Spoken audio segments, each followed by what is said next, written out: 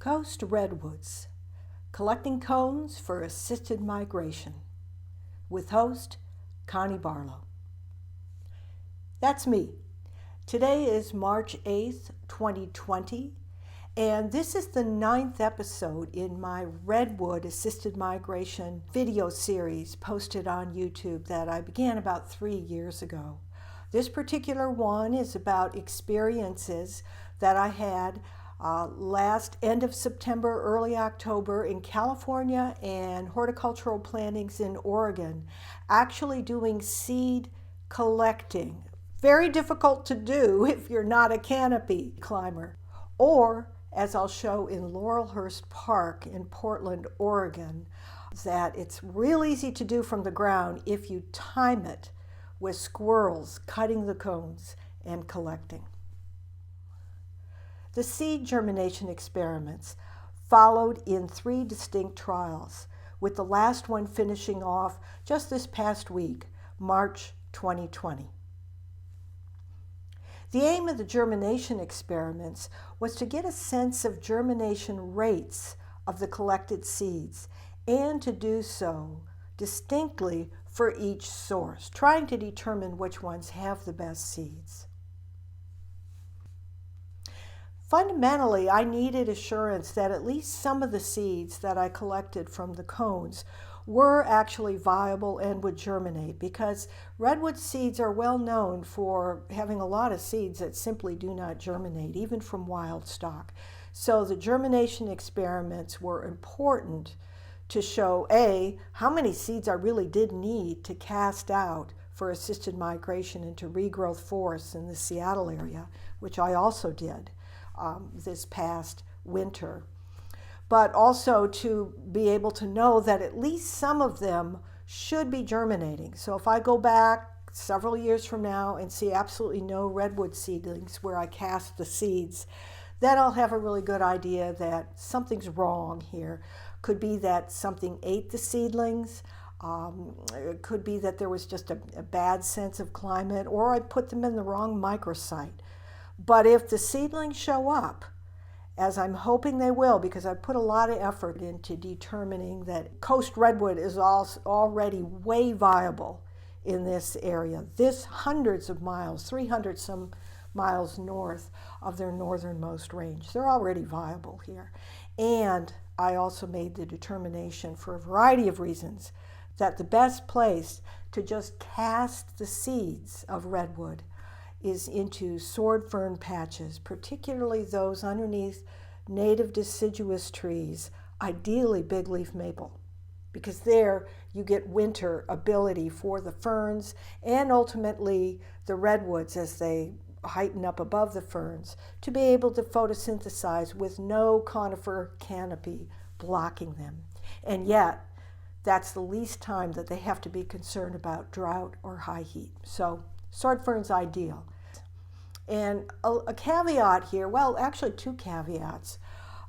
One is that the professionals involved in this, I mean the academics, Save the Redwood League, all those people who get grants that are in universities and collect seeds and germinate them, and especially the timber companies, because the timber companies are already moving this species north just for their own logging purposes. It grows well, it's a great tree. They know a lot more how to do this. But my whole emphasis in this Climate, Trees, and Legacy series has been and continues to be how citizens, using online available, what we can learn science online, but mostly our natural history skills that used to be part of science, used to be very valid in science. Our natural history skills are not only sufficient, but in some ways maybe better, because you might be able to get more quantitative assurance in controlled experiments, common garden experiments, and so forth. But what about the holistic picture? What about when you put things back into the ecosystem? How will they do over the entire life cycle? Not just will the seeds germinate, not just will the seeds be able to establish and make seedlings, but how will they grow during different times? Will they be able to make cones and cast seeds, the full life cycle. So that's the first caveat. This is for citizens. And the reason it's even more important now for citizens, several years I was doing this because I felt the professionals just weren't moving fast enough. And I felt the economy was going down and we're seeing less funding for these kinds of conservation efforts. And so I wanted to show that with natural history and what was already available, that we could start doing things. And especially if you're dealing with non-endangered trees. I started out 15 years ago with second endangered most conifer in the world, Florida terray, and I'll talk a little bit more about that later. But I had some experience in that regard, but working with native trees, I mean, moving poleward, you don't even have to worry about invasion. For trees that are tens of millions of years old, they've been mixing north and south as glaciers come and go and other species come and go. It's cross-continental, cross-oceans, that you can't just willy-nilly move things around. They could be invasive, but here, no. So that's the first caveat that I wanted to encourage people to do what I'm already doing, and for more species. The second one is, this is March 8th, 2020. And we've been here in Humboldt County about a week now. And before that, we spent, 4 months in the Seattle area, Whidbey Island. And the Seattle area, just before we started heading down here to California, Humboldt County, that's where the coronavirus really picked up. So if that crashes the economy, crashes the global trade, already the University of Washington is shut down from classes for the rest of this spring term, meeting online if they can because of the coronavirus. But for all those reasons, I feel it's even more important to empower citizens now to make sure that whether our civilization keeps going, whether our economy keeps going, whether our species ultimately keeps going, we help these native conifers move north. So let's get started. Documentation of Coast Redwood seed collection and germination begins now with an introduction to the geography.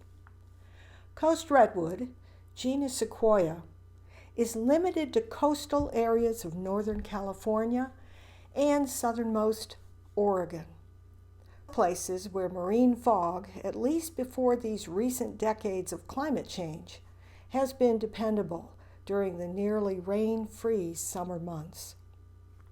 Notice that its cousin, giant sequoia, genus Sequoiadendron, is limited to a small section of the western slope of the Sierra Nevada mountains. The assisted migration destination that I have been advocating this entire series is the Puget Sound region of Washington State, better known as the Salish Sea. Even southern British Columbia has horticultural plantings of Coast Redwood in its urban areas, Vancouver and the city of Victoria. Both are in the fog belt. I've not personally visited those sites, so they're not included in this series. For this video, you will see me collecting seeds at 2 horticultural plantings, city parks in Portland, Oregon, and Medford, Oregon. As well, owing to a very recent cone-bearing branch fall of a giant wild sequoia in California, you'll see that I scavenged a number of cones there too. That's marked by the yellow star. Next is a quick overview of representative cones and seeds from those 3 sites. You will hear that I made that video recording just a week after I made the collections. So the cones are still green, with very few seeds yet able to spill out. It's October 7th, 2019. From left to right, is north to south. Portland, Oregon on the left. Laurelhurst Park. Squirrels had just cut down the cones, and 3 days later some of them are already turning a little bit brown. There you can see the seeds have been released from some. Middle, further south, this is down in Oregon, Medford, Oregon. Both, of course, the Portland and Medford are horticultural plantings. These we picked off the trees, and this would have been earlier. The ones on the left were all dropped by squirrels, so they could have been laying on the ground for a few days. But the ones in the center from Hawthorne Park, Medford, Oregon, my tall husband picked a few off the trees, and even so, we've got some seeds. And then on the right, we have from Prairie Creek Park in California. This was knocked down, a branch that fell down, and so obviously the cones weren't going to be doing any good. So I didn't feel bad about uncovering the cones from the thicket of fallen branches and taking a few. There you can see seeds released from there. I picked some older cones, but tried to get the greenest ones. You can see one green at the top there. Continuing now. Here's the video documentation of cone collection in Portland, Oregon, Laurelhurst Park. The two redwoods I collected cones from were along the south side of the pond that you can see here. First, a look at several of the California trees the park is most well known for. Giant sequoias of the Sierras. Not only are its leaves and cones very different from Coast Redwood, but its sprawling base is diagnostic. Coast Redwoods just don't have that kind of base. Here I am alongside the very biggest giant sequoia in the park.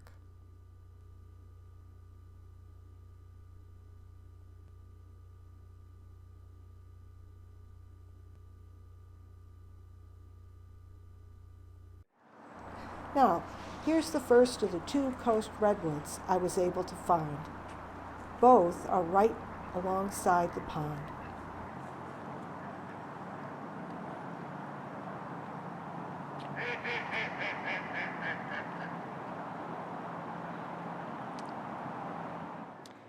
Here's the big redwood double-stemmed right along the pond in Laurelhurst Park. And absolutely amazing. Not only do they have cones, but the squirrels have done me a favor. Look at this. They have harvested the cones, just dropping them. They don't have to worry about the seeds going bad unless the... They weren't all in that pile. No, they weren't all in this pile. I put them in this pile. But there are ones in here where, I'll show a close-up, but there are ones in here where you can see that the stem was cut, because these things are really hard to remove when they're at this stage. So what that means for me is not only am I able to get some more redwood seeds, it means those seeds are viable at this time of year, because they wouldn't harvest them if they hadn't fully developed, you know, their protein and their fat content and all. And so, gratitude to the squirrels. I'm not going to take all your workings here, but I will take some. Okay, here you can see the three cones on the left have bits of the stem where you can see the squirrel chewed off there, but the one on the right looks like it just kind of got ripped off or chewed below there, so the top part of it is missing. So redwood full of cones underneath thanks to the squirrels. There's a taxodium, a bald cypress that's deciduous, but also member of the redwood clan. Over here we've got right up there a giant sequoia. Right here we have a number of metasequoias. 1, 2 right in the center there, 3 right in the center, and then 4 right here by the sun. And what's fascinating, I found cones under there. In fact, the cones have rolled as far as to here, old cones from last year. But I don't see any cones at all, and the squirrel hasn't harvested any early. I don't see any cones on the tree at all. So I don't know anything about how these trees work, but when I was in eastern Washington, the cones were hanging low down, very easy for me to touch and grab some from, and I just don't see any cones low on these trees, so no understanding of what's going on. There's a giant sequoia in the background there, and here's this beautiful double-stemmed redwood. I think there's another redwood around because we sure want pollination from somewhere. I'm just going to go find it. Here's the sequoia that we saw in the distance. We just came from this area in here, and fortunately, right along the pond here, walking along the sidewalk, we found another redwood.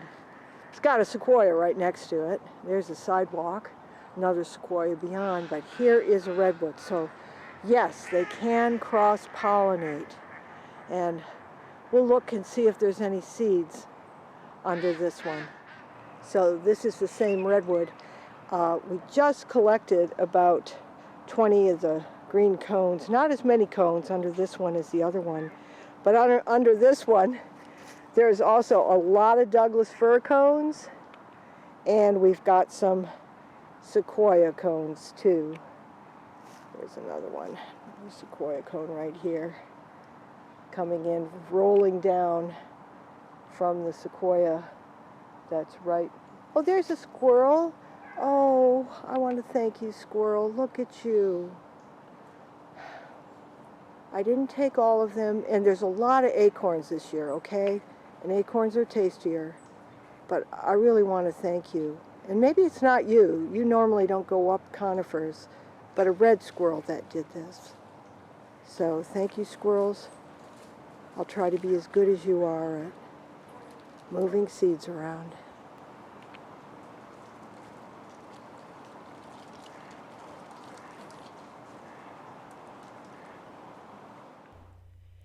Here's about half of the total seeds that ultimately popped out of the 43 cones I collected from tree number 1, Portland, Laurelhurst Park. From October through my last experimental germinations and assisted migration seed dispersal in late February, I kept all the cones and seeds in paper bags inside our vehicle, which was outdoors.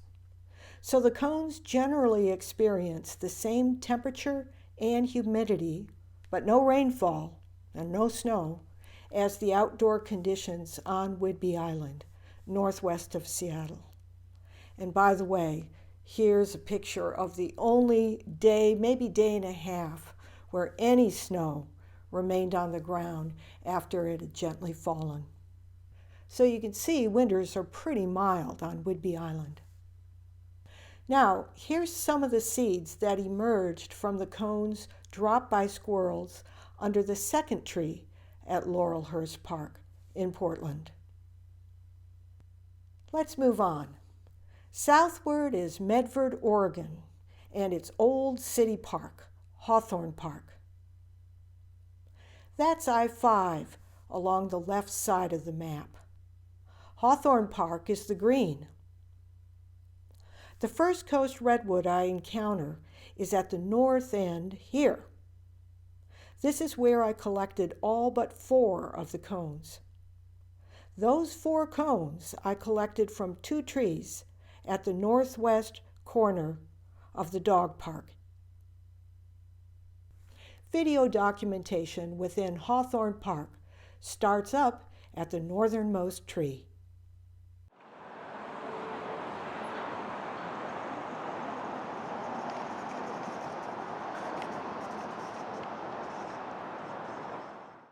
This is the south-facing side of the tree.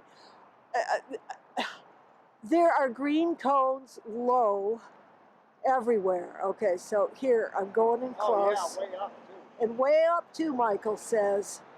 But we are so full of cones over here. And you can see the brown of last year's spent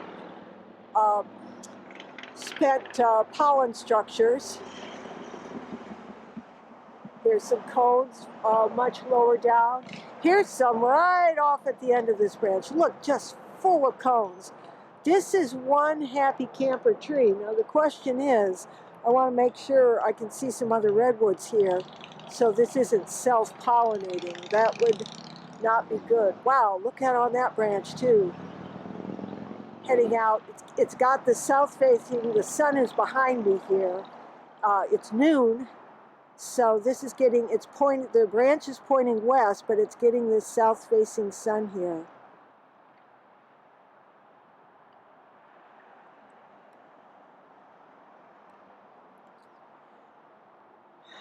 And this is right off of Jackson here, the north end of Hawthorne Park. My gosh, look at all those old brown cone structures in there. That's really remarkable. A lot. And then here, let's go in close on this green cone. Yep, not even beginning to open, but I bet the seeds are pretty ripe. Well, there's some more up here. And up there. Oh gosh, just absolutely everywhere I look. Cones. These cones are far and away the biggest cones that I have seen of the redwoods. Of all the ones that I saw in California, I'm not used to seeing cones this large, so we'll have to figure that out. Dawn redwood, Sequoia.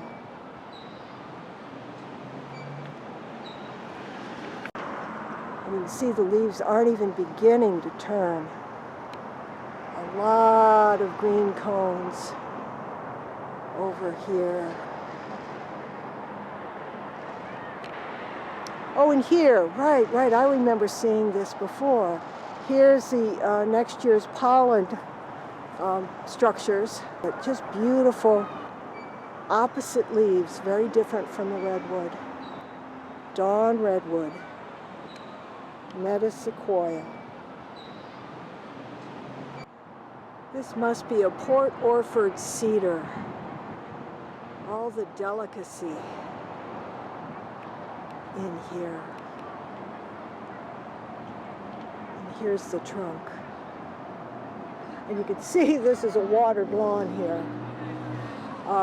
Right there, I found this cone in the unmowed area under it.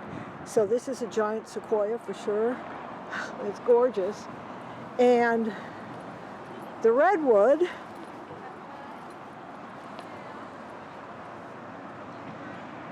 is right there.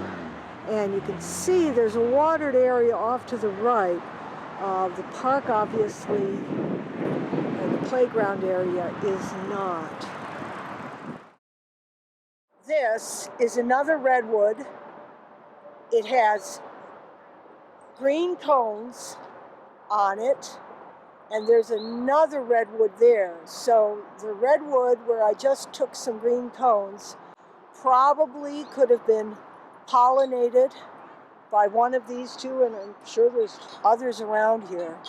But this is really exciting, seeing that this could be a real reproductive. Yeah, a lot of the green cones on here. Look at that. I'm on the southwest facing side right now. Beautiful tree. They don't need to get very tall here. They're getting all their water we're in the floodplain of Bear Creek. There's another one right there. So here's a close-up on that other one, and look at all the cones right here on this one too. This is kind of the north side, and it's got cones here. This is pretty extraordinary. So here are the 22 cones that we collected at Hawthorne Park, Medford, Oregon. You can see the scales are beginning to open.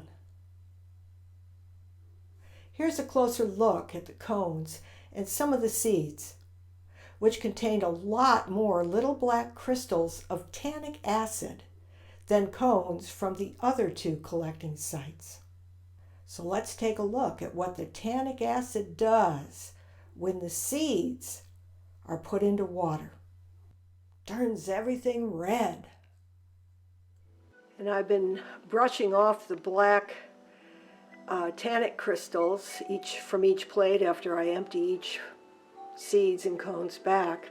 And look at, I've been emptying the black, and wherever it's encountered droplets here in the sink, it's turned a purple, blood red.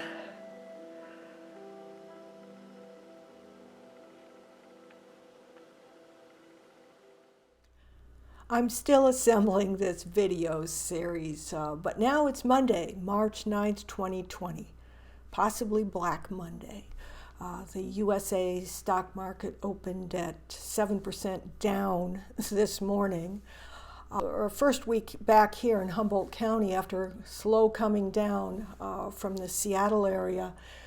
Every morning there were a couple logging trucks out here right along the road here that I would watch. They'd make 2 runs a day carrying out redwood logs, all within the constraints of no old growth cutting, all under about 3-foot diameter. And that's because this is the new Humboldt Redwood Company that was not the disastrous Palco of the 90s that caused all the disruption here in Humboldt County. The old growth is being preserved by this new company that took over after bankruptcy. Anyway, as of the moment, it seems to be business as usual here in Humboldt County, even though it's not that at all in Seattle, and certainly in Italy and China and South Korea. Who knows where else this is going to go. But back to the core topic of this particular video, and that is cone collecting in order to gather seeds for assisted migration into the Seattle area. So here's the third and final site of my 2019 cone collecting expeditions. This one was to the furthest south location.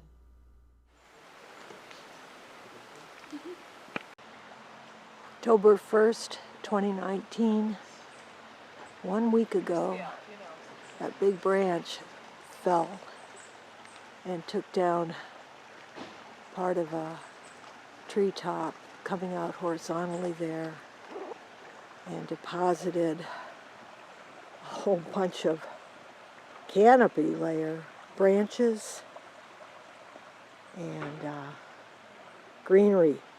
I can see both the reproductive and the vegetative structures on there. And I found a few green cones, just a very few.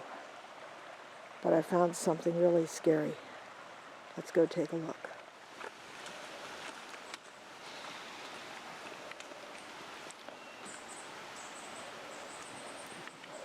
Bark beetle galleries.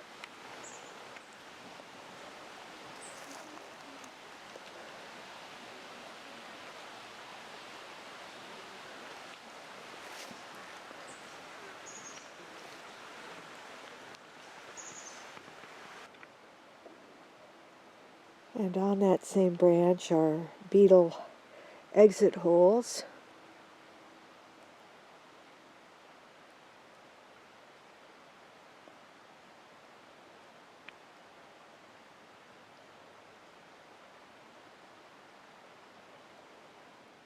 Kind of fern that only grows up high on the tree. This is attached to the end of a horizontal that then put up a vertical into this branch, and that's where I found the bark beetles. There was a branch higher up that fell from there, knocked off the top of that horizontal type tree.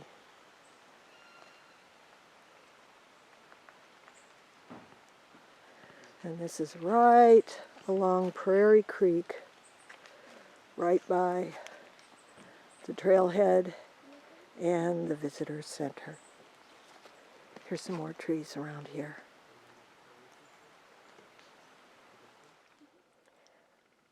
October 31st, 2019.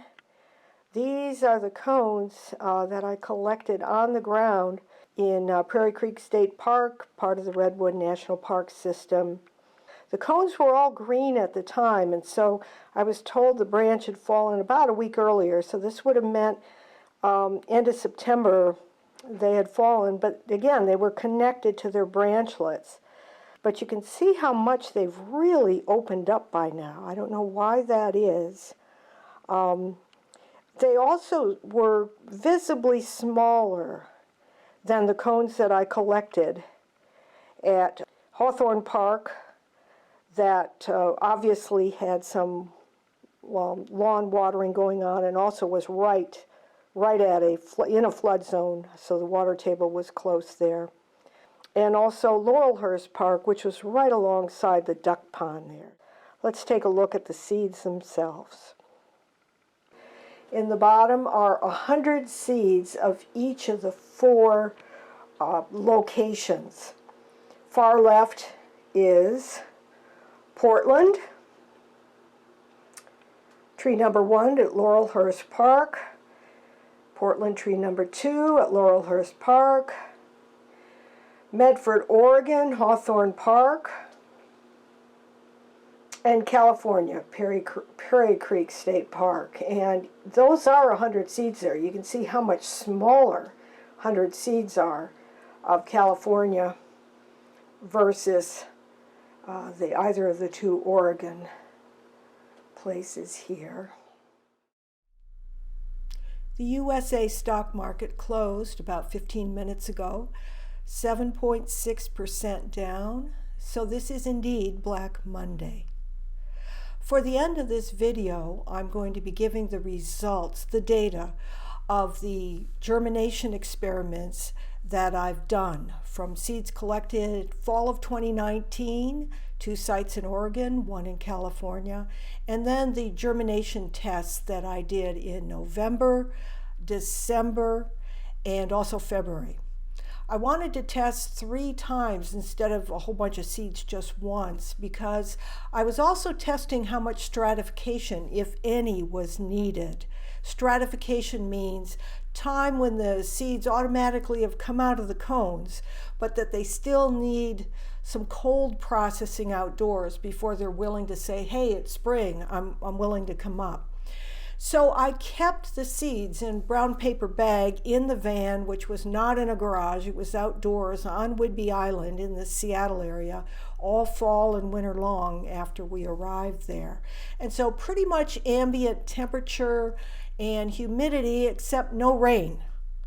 And one thing's been mentioned about the tannic crystals is that it's possible that one of their functions, other than just keep insects out, as all tannins do, one of their functions might be that they hold the seeds inside as the scales open, and that they only release the seeds, that is when the tannic crystals melt in a rain.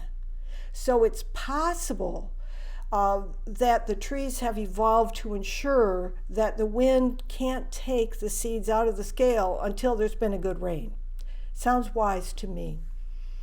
After I go through the basics of what I've learned, I'm also going to be putting in information that I've read online about learning about collecting seeds, seed viability, those kinds of things. I'm sure there's a lot more than that online. But I'm going to use that as an opportunity, not just to educate with what I know that might be valuable for others who wish to do assisted migration of Coast Redwoods, but also an opportunity to put in some of the videos and stills I have of the beautiful redwood sites especially here in California, and also the ferns. And I might throw in a few examples of my husband Michael Dowd and I doing a little bit of assisted migration and also enjoying the beautiful forests and its sword ferns that so resemble Northern California, except are colder. So here we go with the analysis. Germination results. These derive from 3 timed experiments, each lasting at least a month. I found that the seeds tended to first begin germinating around day 12, a few day 10, and then during the second week, and by the end of the third week, almost all of them that were going to germinate had germinated. But I kept them all going for at least a month. So if you look at the top row there, you see that I have date initiated, and that's down the left column. Portland tree number 1, Laurelhurst Park. Portland tree number 2, Medford, Oregon, that's Hawthorne Park, and Prairie Creek Park, California. And all of those seeds were collected within about a week of one another, around the very end of September to around October 4th. So, looking at the left column, you can see the initiation dates for each of the 3 experiments. The first one, November 20th, the second one, December 13th, and the third one, moving into 2020, February 5th. Notice that in the first experiment, November 20th, I utilized 30 seeds from each of the sources. Interestingly, Medford and Prairie Creek had 0 germinations when I used just 30 seeds. And very importantly, I also, when I was sorting seeds, I only brought in from each group the best seeds that I could see. December 13th initiation, I used 100 seeds, and the same again for February 5th. I used 100 seeds. Now, when you look down into the totals, you see the most interesting thing is that the Portland trees, tree number 1 and tree number 2, both in Laurelhurst Park, near the duck pond there, had what would be considered very high germination rates for Coast Redwood. And again, I was sorting the seeds. I didn't put any stupid-looking seeds or small seeds in. I really looked for the best. I understand, however, that some of the seeds might look really good, but instead of being filled with an embryo in the center, it might be tannic crystals. So that's one thing to watch for, and I wasn't able to discern that, and in fact, I didn't know that back when I was doing these experiments. Notice that Medford, Oregon is just 2%, and Prairie Creek 1%. Now, I don't know why those distinctions would have come out. Possibly Medford wasn't the tree that I got most of the cones from. It's possible that the pollen hadn't gotten there from the other trees to the south. I don't know.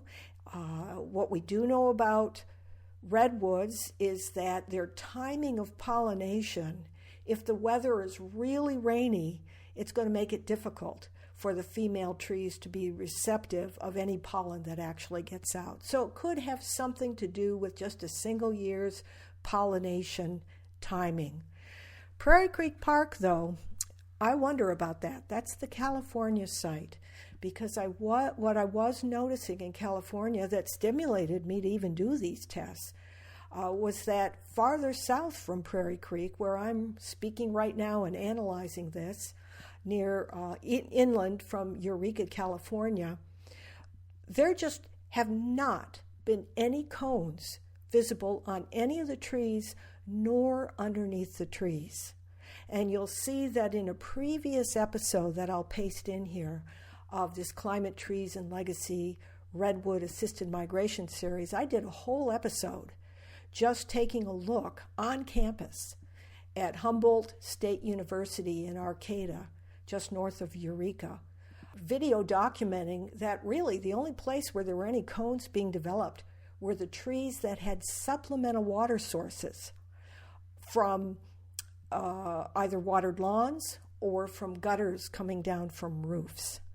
That's really significant. And it corroborates, long-term locals here are basically going, what's happened to the fog? Why is it so hot in the summer? So climate already is changing here. So again, looking at the totals, the northernmost trees in Portland look the best. One other distinction that I really need to mention about Laurelhurst Park, Portland. This was the only place where the cones I took had already been selected from the trees and dropped by the squirrels.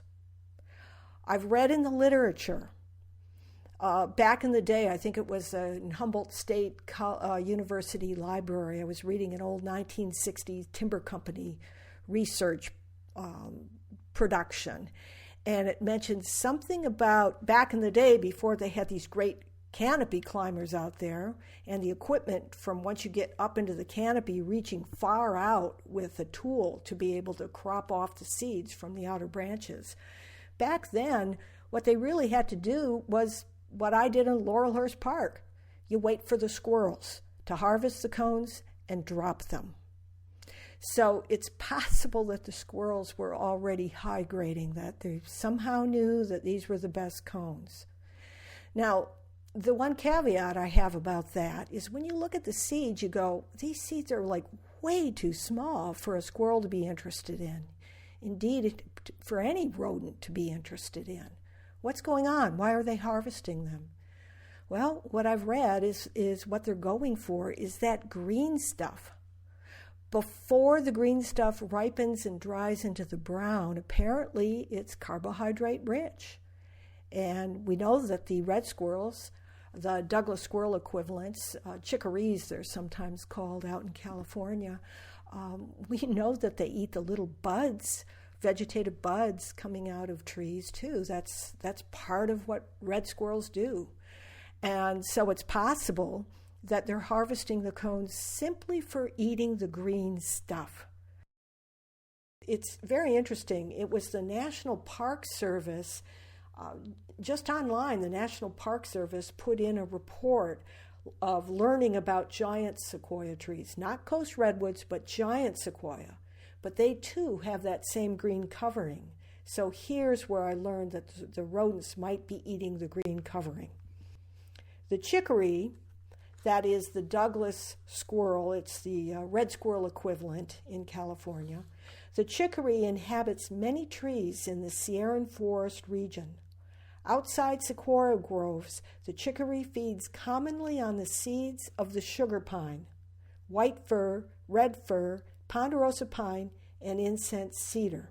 Again, this is the west slope of the Sierras. This is not Coast Redwood. This is about the giant sequoia. But in sequoia groves, where sequoias displace some of the other tree species, this handsome little squirrel also feeds on the fleshy green scales of the younger sequoia cones, much as people do in eating the flesh from artichoke bracts. In the process, the seeds, too small to have much food value for the squirrel, are dislodged, and if the cone is eaten on a high limb, the seeds are scattered over the ground. Dispersal from this height has the potential advantage that wind drift may extend the species range. Once the cones are cut, the chicory, that is, the squirrel, caches them away as future food. Because the cones are edible only when green and tender, the storing must be such as to maintain this condition over the longest possible time. Many chicories will bury the cones individually in the leaf litter and duff, or in caches of 6 or 7 cones where space permits. Giant sequoia cones are a heck of a lot bigger than redwood cones. In places, often in the bed of an intermittent stream where the soil is moist or bog-like, they will store hundreds or even thousands of cones in impressive piles. Sometimes the space between a fallen giant sequoia log and the ground is used, or the base of a hollow tree may be packed tightly with cones. The squirrel, returning in fall and winter to eat, usually spills the seeds onto the ground in the relatively small space where it feeds. This wastage certainly contributes to the sequoia's potential regeneration, although without the advantage of wind dispersal or of shallow burial in soft, friable soil following a fire. If that's the case, it's important to know that squirrels have nothing to do with seed dispersal of coast redwoods. And all of the seeds, the best they can do is wind dispersal. They've got slight little wings on there for wind dispersal. And I've also read in the literature that normally wind dispersal can take seeds about 400 feet downslope and maybe 200 feet upslope. And that's it. How are they supposed to get north when climate is moving so fast this century? Anyway, going back to the chart.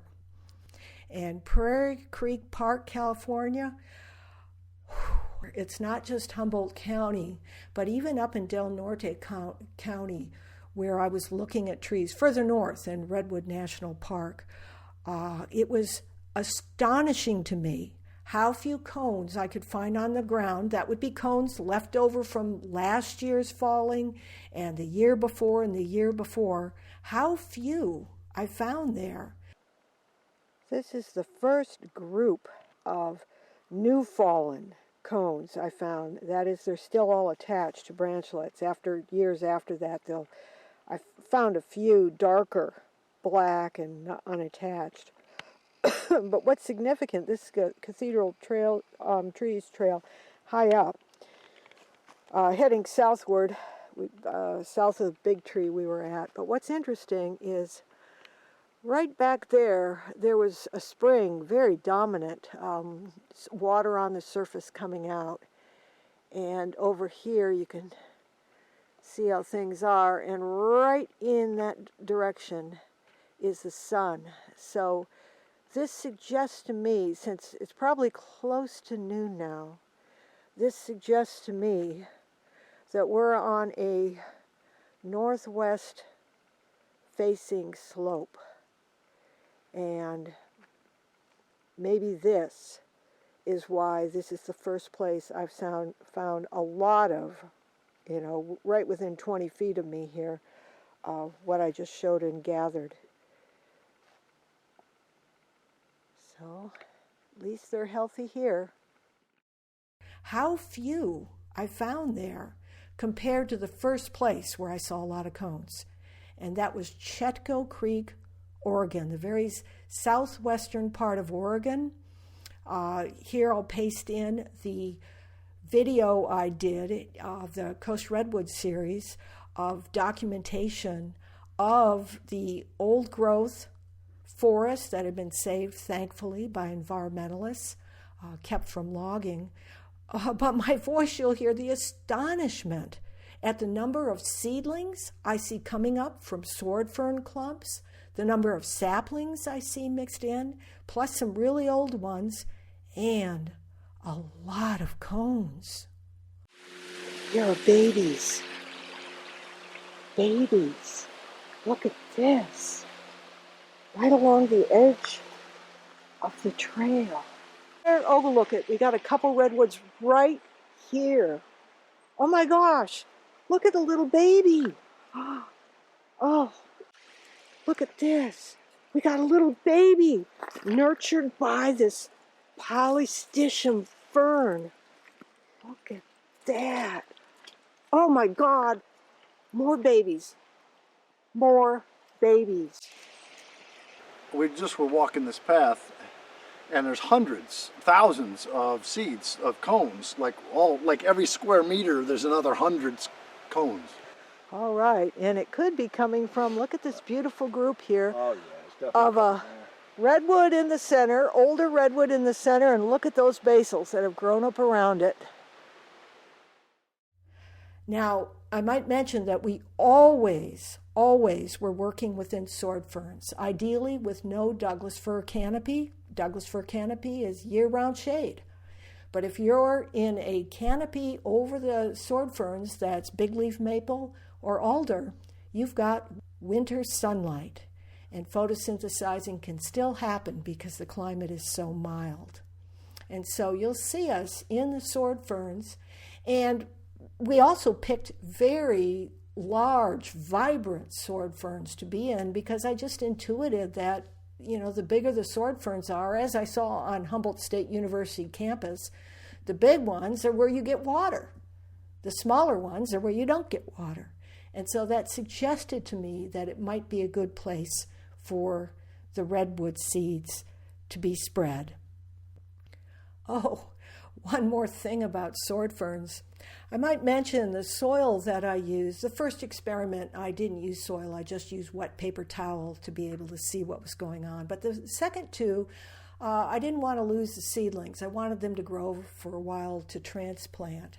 And I used regular soil, but always collected from underneath a sword fern growing in the wild, especially if it were near a western red cedar rather than a Douglas fir. Because here's the thing. Ferns, western red cedar, coast redwoods all utilize the same kind of symbiotic mycorrhizal fungi that not only help the roots, but they can't make root hairs without the fungi attaching. These ancient lineages, unlike the pines and the firs and the spruces, which use Endo Mycorrhizae, the pines, the spruces, and the firs all form their own roots and root hairs, and then they ask the fungi to come in and help them bring in, attach to the root hairs, and bring in nutrients, sugar, protect them from bad bacteria, and so forth. But these old Cupressaceae family members of the coast redwoods, the giant sequoias, the western red cedars, they all need what's called Endo Mycorrhizae. These are the mycorrhizae that go right into the root cells, and they form the root hairs. So I find it really interesting that the literature I read, the old stuff, and even some new stuff, when you test these things in common gardens, you're not going to see those root hairs form unless you've got some symbiotic fungi that are in there as well.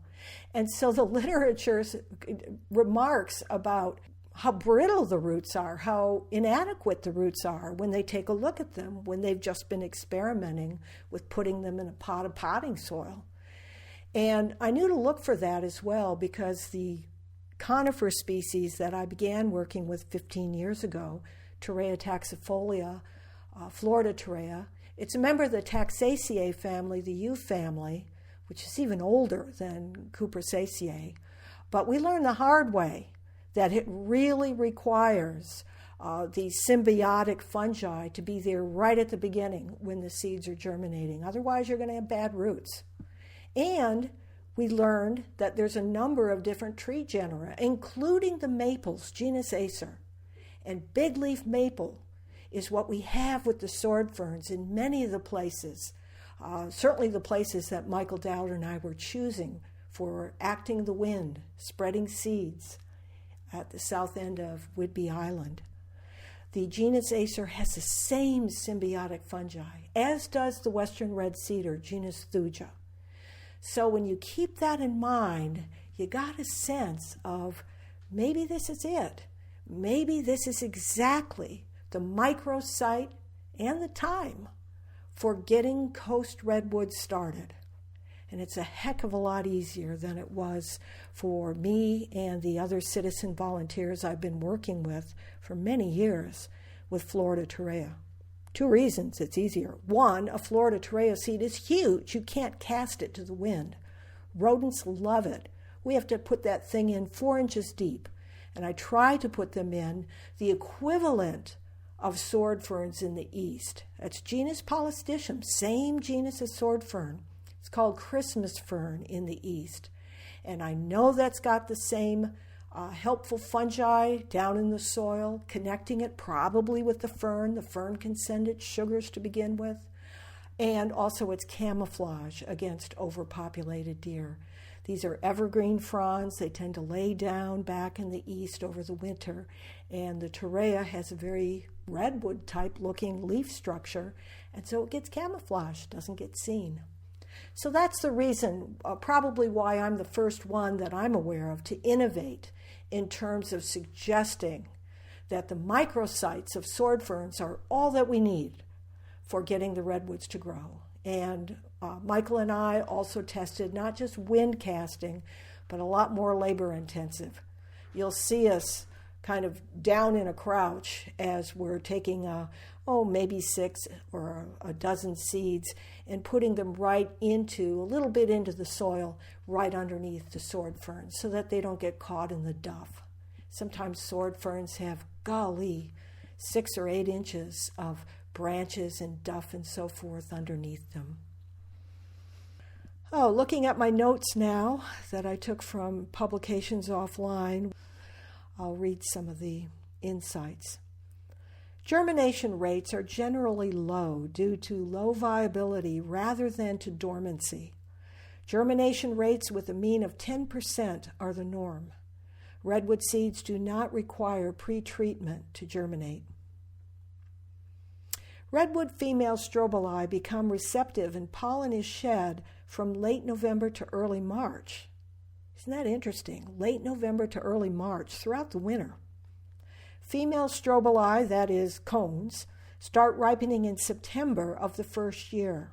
So they start ripening in September of the first year. Mature female strobili can be identified when their color changes from green to greenish yellow. Seed dispersal begins in late October, with most of the seeds being dispersed from November to February. Here's another one. Seed production. Redwoods generally produce abundant seed almost every year, although the seed production pattern of redwood varies by individual trees and locations. And that's why I felt it so important to video document the lack of cone production on any of the redwood trees I found on campus of Humboldt State University that did not have an artificial water source. So again, what's really easy to see here is that wherever the assisted migration goes, it's got to be somewhere where the winters are not incredibly cold. It's got to be places like Puget Sound, also called the Salish Sea in British Columbia. Now get this. This is in a publication that cited a U.S. Forest Service document of 1948. The average seed size within redwood's natural range may increase from south to north. And that is what I found in terms of the one California site had very small and kind of strange elongated looking seeds compared with both of my sources in Oregon. Now, a big question, who's going to eat the seeds if we're just casting them out into the sword ferns? Here's what I learned. Slugs, snails, birds, and rodents have been suspected of destroying redwood seedlings. But although slime trails of the large Columbian slug may sometimes smother tiny redwood seedlings, neither this slug nor the large shelled snail or birds have been observed eating redwood seedlings. If any small mammals damage redwood seedlings, the meadow mice are the most likely culprits. Known destructive agents include brush rabbits, which eat the tops of young redwood seedlings, and Columbian black-tailed deer. Well, that's the same as I've experienced with so many things back east in terms of deer herbivory of anything that I try to grow.